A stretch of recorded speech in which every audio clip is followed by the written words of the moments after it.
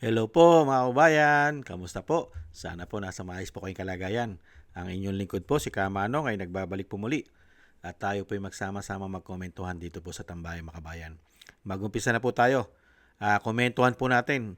Ito pong pahayag ni Senator Rodante Marcoleta at pinalagan niya po yung isasampang kaso na plunder sa kanya ni Boying ng Ombudsman.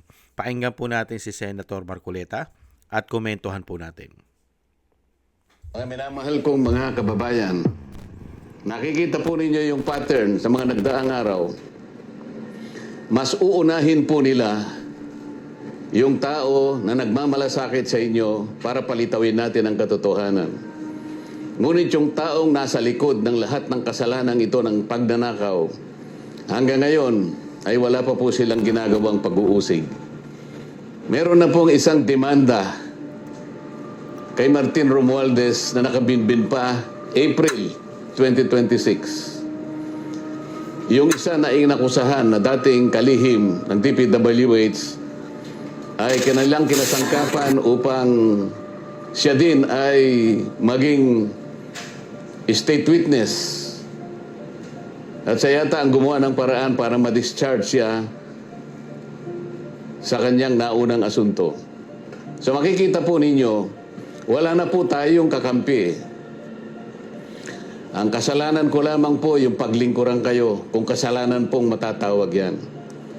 Na humarap sa kanila ng buong tapang para sa ganon ay malaman ninyo ang totoo. Malaman ninyo kung sino ang nagkasala sapagkat gusto nating papanagutin lahat ng mga taong ito. Ngunit kapag ako'y kanilang inaresto, hindi na po matutuluyan. Akala po nila ay maililibing ito sa limot.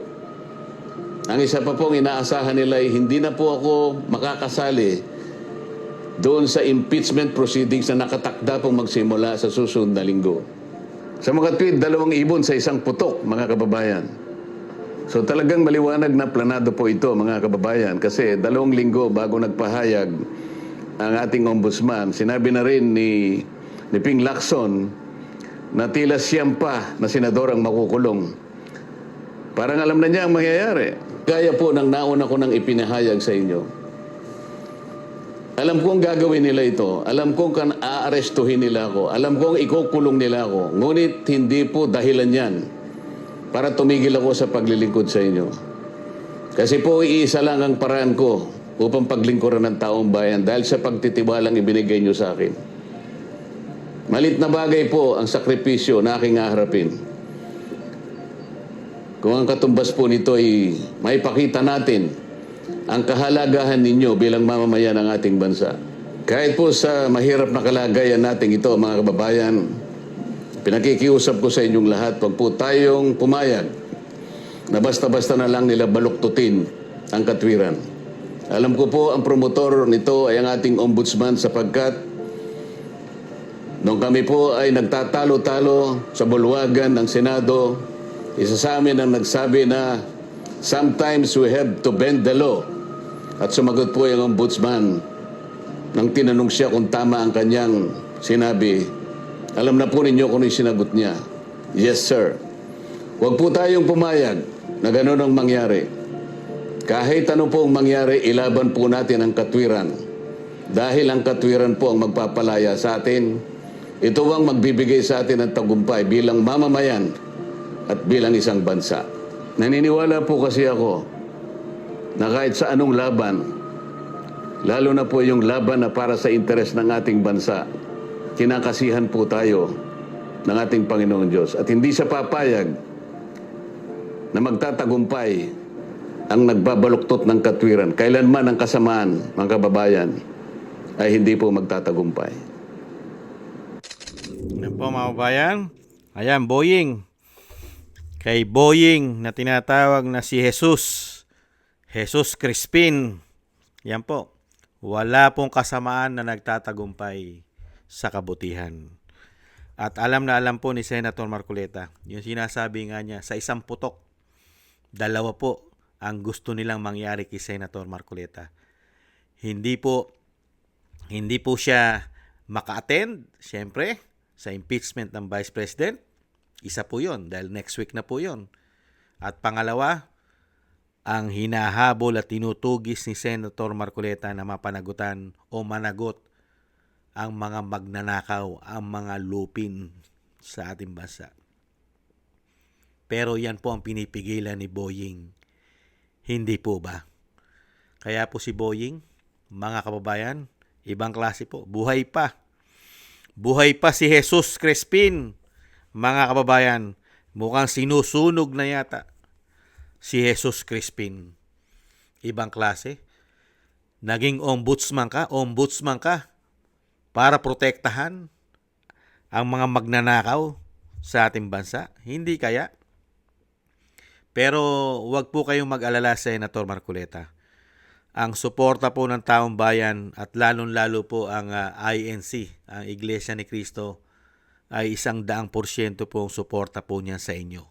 At syempre nahandun pa rin po ang majority ng Pilipino na lumalaban at nakikipaglaban po katulad po ng gusto nyo mangyari na makamit po natin ang katarungan para po sa ginawa nitong mga walang yat mga nagpakademonyo na ito sa ating bansa. Lumaban lang po at syempre po may awa po ang Panginoon at kayo naman po ay hindi pababayaan. Lalong-lalo po kayo po ay nasa tama dahil mismo kayo na nagsabi at yan din po ang pinangahawakan natin. Kailanman ay hindi magtatagumpay ang kasamaan sa kabutihan. Hindi ba, Boying? At alam din natin na ang Pangulo na tinatawag na lupi, na tinatawag na bangag ng kanyang ate, ay pupunta rin daw po yan at naka-schedule papuntang Canada.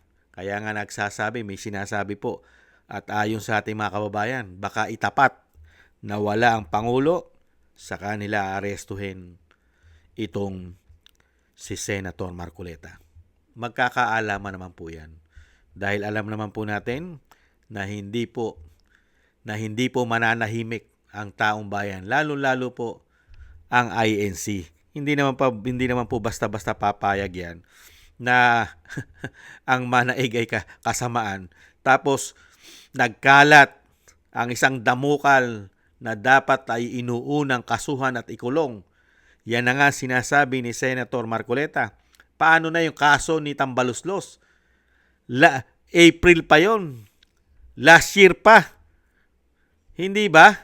Napakatagal na nila kinasuhan yon. Si Saldico. Di po ba? Sila Escudero. Villanueva. At nasa na po ang napakaraming congressman na sangkot.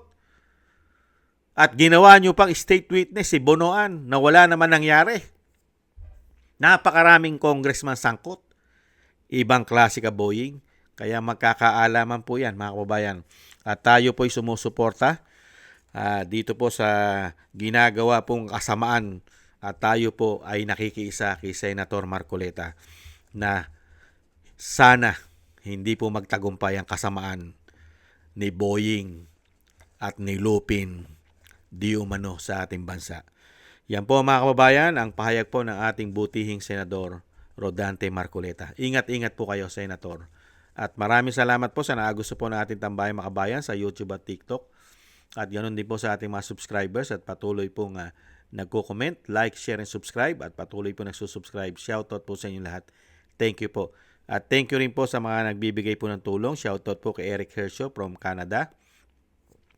Kay Jake Yahoo from California, USA. Gina Ray from Berlin, Germany. Julieta Silona from Sydney, Australia. Kingston from Hong Kong.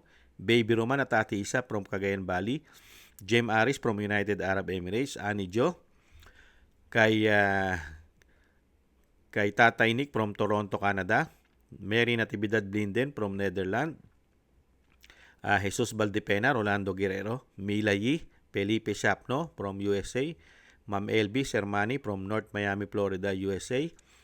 Kay Mika Ligaspi at Romulo de Binagracia ng Bacolod City.